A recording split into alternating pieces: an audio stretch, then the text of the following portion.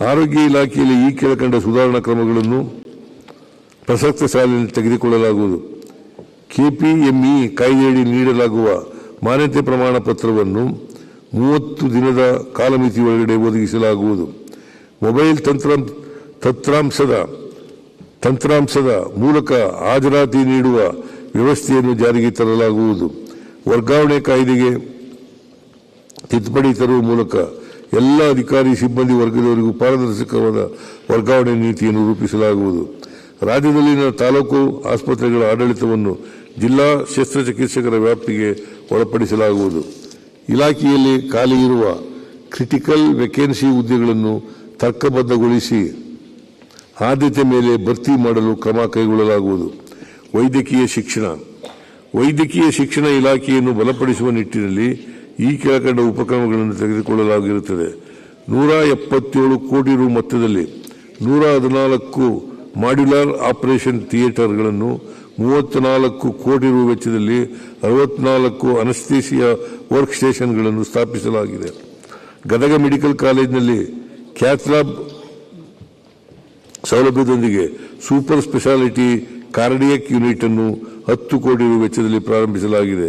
ಕಲಬುರಗಿಯಲ್ಲಿ 92 ಕೋಟಿ ರು ವೆಚ್ಚದ ತಾಯಿ ಮತ್ತು ಮಕ್ಕಳ ಆಸ್ಪತ್ರೆಯನ್ನು ಹಾಗೂ 304 ಕೋಟಿ ರು ವೆಚ್ಚದ ಜಯದೇವ ಹೃದ್ರೋಗ ಆಸ್ಪತ್ರೆಯನ್ನು ಸ್ಥಾಪಿಸಲಾಗಿದೆ. 26 ಕೋಟಿ ರು ವೆಚ್ಚದ ಬೆಂಗಳೂರಿನ ನೆಫ್ರೋ ಯೂರಾಲಜಿ ಸಂಸ್ಥೆಯ ಕಟ್ಟಡವನ್ನು ಪೂರ್ಣಗೊಳಿಸಿ ಸಾರ್ವಜನಿಕರ ಸೇವೆಗೆ ಸಮರ್ಪಿಸಲಾಗುವುದು. ಬಾಗಲಕೋಟೆಯಲ್ಲಿ ರಾಜೀವ್ ಗಾಂಧಿ ಆರೋಗ್ಯ ವಿಜ್ಞಾನ ವಿಶ್ವವಿದ್ಯಾಲಯದ ಘಟಕ ವೈದ್ಯಕೀಯ ಕಾಲೇಜನ್ನು, ಬಾಗಲಕೋಟೆಯಲ್ಲಿ ರಾಜೀವ್ ಗಾಂಧಿ ಆರೋಗ್ಯ ವಿಜ್ಞಾನ ವಿಶ್ವವಿದ್ಯಾಲಯದ ಘಟಕ ವೈದ್ಯಕೀಯ ಕಾಲೇಜನ್ನು ಹಾಗೂ ಕೋಲಾರದಲ್ಲಿ ಸಾರ್ವಜನಿಕ ಖಾಸಗಿ ಭಾಗಿತ್ವದ ಆಧಾರದ ಮೇಲೆ ವೈದ್ಯಕೀಯ ಕಾಲೇಜನ್ನು ಆರಂಭಿಸಲು ಉದ್ದೇಶಿಸಲಾಗಿದೆ. ಬೀದರ್ ಸರ್ಕಾರಿ ವೈದ್ಯಕೀಯ ಕಾಲೇಜು ಆಸ್ಪತ್ರೆಯಲ್ಲಿ ಕ್ಯಾನ್ಸರ್ ಪತ್ತೆ ವಿಭಾಗವನ್ನು ಆರಂಭಿಸಲಾಗುವುದು. ಬೌರಿಂಗ್ ಮತ್ತು ಲೇಡಿ ಕರ್ಜನ್ ಆಸ್ಪತ್ರೆಯಲ್ಲಿ 500 ಹಾಸಿಗೆ ಸಾಮರ್ಥ್ಯದ ಆಸ್ಪತ್ರೆಯನ್ನು 297 ಕೋಟಿ ರು ವೆಚ್ಚದಲ್ಲಿ ಪೂರ್ಣಗೊಳಿಸಲಾಗುವುದು.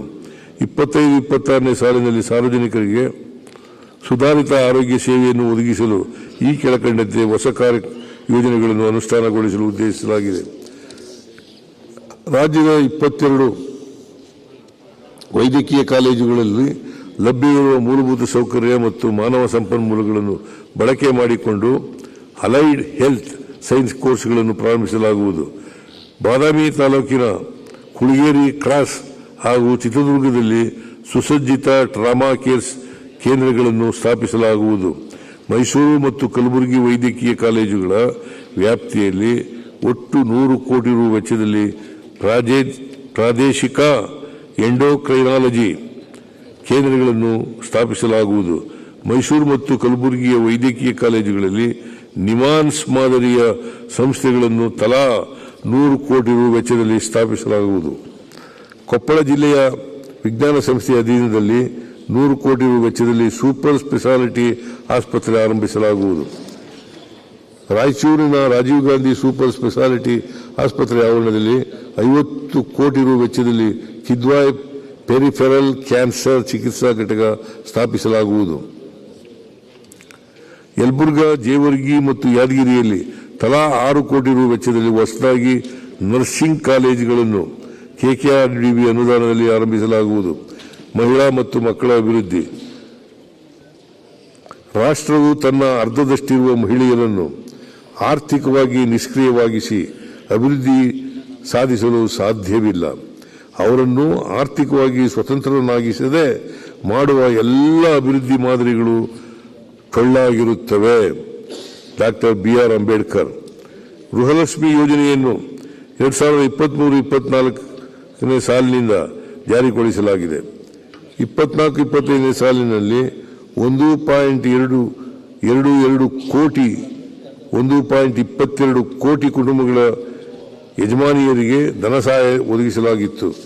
ಪ್ರಸಕ್ತ ವರ್ಷದಲ್ಲಿ ಈ ಯೋಜನೆಗೆ 28,608 ಕೋಟಿ ರು ಒದಗಿಸಲಾಗಿದೆ. ರಾಜ್ಯದ 37 ಲಕ್ಷ ಮಕ್ಕಳ ಮತ್ತು ಕಲಿಕೆಯಲ್ಲಿ ಮಹತ್ತರ ಪಾತ್ರ ವಹಿಸುತ್ತಿರುವ ಅಂಗನವಾಡಿ ಕಾರ್ಯಕರ್ತೆಯರಿಗೆ ಗೌರವಧನ 700 ಹಾಗೂ ಸಹಾಯಕರ ಗೌರವಧನವನ್ನು 750ಕ್ಕೆ ಹೆಚ್ಚಿಸಲಾಗುವುದು.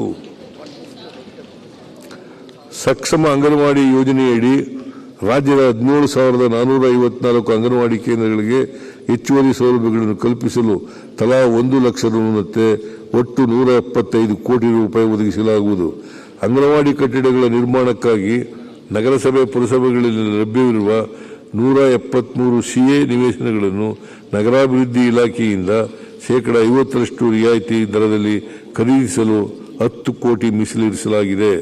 ವಿಕಲಚೇತನರ ಸಾಮಾಜಿಕ ಆರ್ಥಿಕ ಸ್ಥಿತಿಗತಿ ಕುರಿತಂತೆ ನಿಖರ ಮಾಹಿತಿ ಸಂಗ್ರಹಿಸಲು ಹಾಗೂ ಅವರಿಗೆ ಸೂಕ್ತ ಸೌಲಭ್ಯ ಒದಗಿಸುವ ಹಿತದೃಷ್ಟಿಯಿಂದ ವಿಕಲಚೇತನರ ಸಮೀಕ್ಷೆ ನಡೆಸಲಾಗುವುದು. ಮೈಸೂರು ಮತ್ತು ಬೆಳಗಾವಿಯಲ್ಲಿರುವ ವಿಶೇಷ ಮಕ್ಕಳ ಸರ್ಕಾರಿ ವಸತಿಯುತ ಶಾಲೆಗಳ ಉನ್ನತೀಕರಿಸಲು 5 ಕೋಟಿ ರು ನೀಡಲಾಗುವುದು. ಇವುಗಳ ನಿರ್ವಹಣೆಯನ್ನು ಸ್ವಯಂ ಸೇವಾ ಸಂಸ್ಥೆಗಳ ಸಹಕಾರದಿಂದ ಕೈಗೊಳ್ಳಲಾಗುವುದು. Cerebral policy, muscular dystrophy, Parkinson's ಮತ್ತು ಮಲ್ಟಿಪಲ್ ಸ್ಕ್ಲೆರೋಸಿಸ್ ಕಾಯಿಲೆಗಳಿಂದ ಬಳಲುತ್ತಿರುವ ವ್ಯಕ್ತಿಗಳ ಆರೈಕೆದಾರರಿಗೆ ನೀಡುತ್ತಿರುವ ಮಾಸಿಕ 1,000 ಪ್ರೋತ್ಸಾಹ ಯೋಜನೆಯನ್ನು ಆಟಿಸಂ, ಬೌದ್ಧಿಕ ವಿಕಲತೆ ಮತ್ತು ಬಹುವಿಧ ಅಂಗವಿಕಲತೆ ಕಾಯಿಲೆಗಳಿಂದ ಬಳಲುತ್ತಿರುವ ಆರೈಕೆದಾರರಿಗೂ ವಿಸ್ತರಿಸಲಾಗುವುದು. ಬಳ್ಳಾರಿಯ ಸರ್ಕಾರಿ ಶ್ರವಣ ದೋಷವುಳ್ಳ ಮಕ್ಕಳ ಶಾಲೆ ಹಾಗೂ ಹುಬ್ಬಳ್ಳಿಯ ದೃಷ್ಟಿದೋಷವುಳ್ಳ ಮಕ್ಕಳ ಶಾಲೆಗಳನ್ನು ಪ್ರಾಥಮಿಕ ಶಾಲಾ ಹಂತದಿಂದ ಪ್ರೌಢಶಾಲಾ ಹಂತಕ್ಕೆ ಮೇಲ್ದರ್ಜೆಗೇರಿಸಲಾಗುವುದು. ವಿಶೇಷ ಪಾಲನಾ ಯೋಜನೆಯಡಿ HIV ಸೋಂಕಿತ ಮತ್ತು ಬಾಧಿತ ಮಕ್ಕಳ ಪೌಷ್ಟಿಕ ಆಹಾರ ಮತ್ತು ಶಿಕ್ಷಣವನ್ನು